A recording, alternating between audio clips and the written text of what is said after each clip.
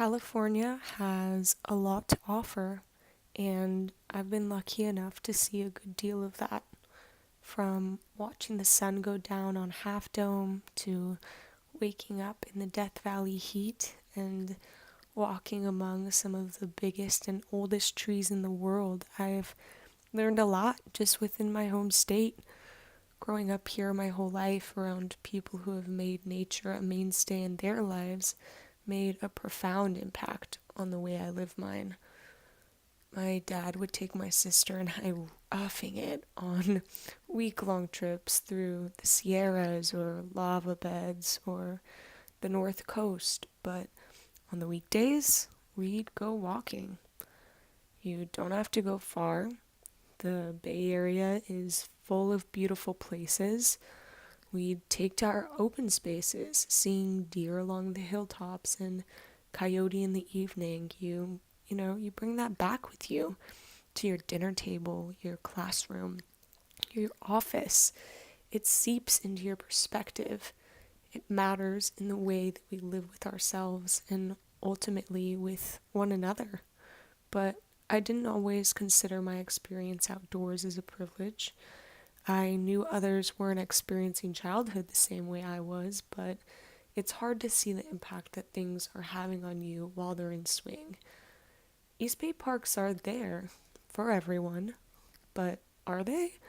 Well, in black and white, yes, they are literally there, existing as a public entity, but reading into the gray, it becomes clear that not everyone is experiencing or can experience these places. First, I'll explain how inequity is apparent in East Bay parks, then I'll get to discussing why that matters, and finally, what's being done to make these parks more accessible, and what more can we expect. In the East Bay Times, Dennis Cuff and Paul Bergerino ran a short but excellent piece in 2007, updated in 2016, about exactly the issue at hand, titled Low-Income Minorities Deserve Better Access to Parks. They give an ode to Paul Stanton Kibble, who wrote an impressively comprehensive paper about inaccessible East Bay regional parklands. This map, shared by Kibble, Cuff, and Bergerino, shows the disconnect between low-income neighborhoods and open space. By color, the map shows concentrations by percentage of households who make less than $25,000 per year. The red represents a concentration of 60 to 94% of households in this low-income bracket. These are communities home to the highest concentration of low-income residents in the East Bay. Knowing a bit of Bay Area geography, one notices that the red, the highest percentage of low-income households, is mostly situated on the stretch of flatland in cities like San Pablo, Richmond, Lower Oakland and Berkeley, Alameda, San Leandro, with some more red through Concord, Pittsburgh, and Antioch.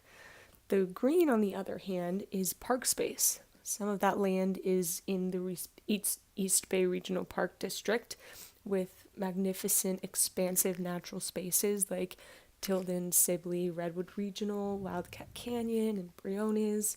But this map is valuable in that it also includes open spaces not under the East Bay Regional Park District, like generalized open space, state parks, and wilderness, local spots like Lime Ridge in my hometown of Concord and Mount Diablo State Park, as well as Bear Creek Road and Briones Reservoir, to name a few.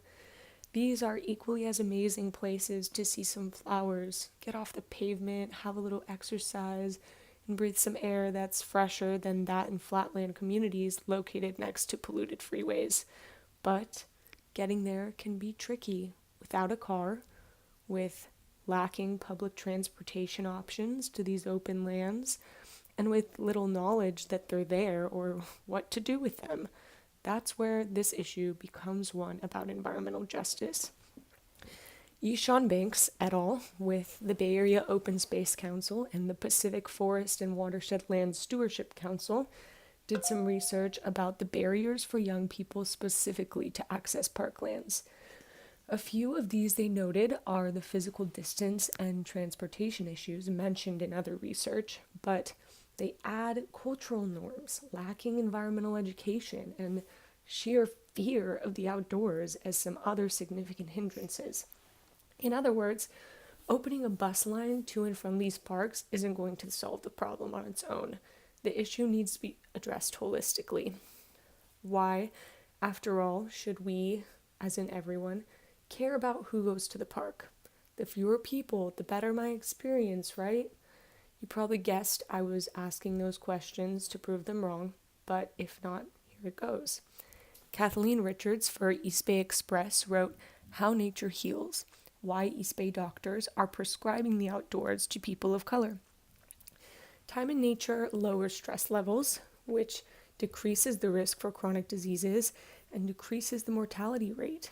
Considering that the research shows low-income people and people of color and all those intersexually within or in between suffer from disproportionately higher rates of these issues in communities that are the most lacking in green space, this means healthcare costs could dramatically decline with more time in nature. But my other thought is, nature's just plain good for us, physically and mentally. Imagine what time for reflection in a neutral and natural space could do for those in communities with high rates of violent crime, who are surrounded by sirens and police and litter all the time. It might allow for a safe space to think about these issues by stepping outside of them for a while, or even be a potential broker between community members in their efforts to organize. So of course, I argue that the East Bay Regional Parks District, as well as city and county systems, should adopt transportation networks set to make the beautiful spaces the East Bay has to offer more accessible. The East Bay Regional Park District already has programs for low-income schools and scholarships to camp for low-income youth, but we need more. We need buses and outreach, teaching communities about all there is to offer in our open spaces, the education for all on what kinds of things we can do in them and why it's good for us. Moreover, communities need internal action, organizing local hiking or walking groups who carpool, using members' cars who have them, and sharing costs or receiving aid for costs.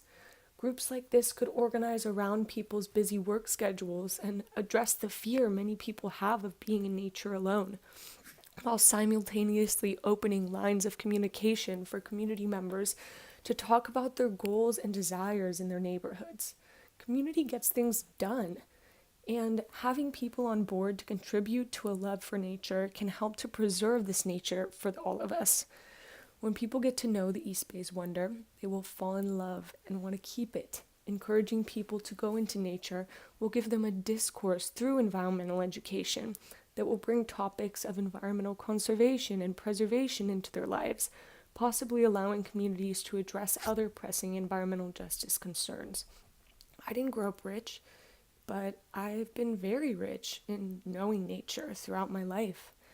I want people to know the same peace and joy and freedom that comes with connecting to the dirt and the trees. I want people to feel nature in their lives so we can all better protect it in the confusing years to come.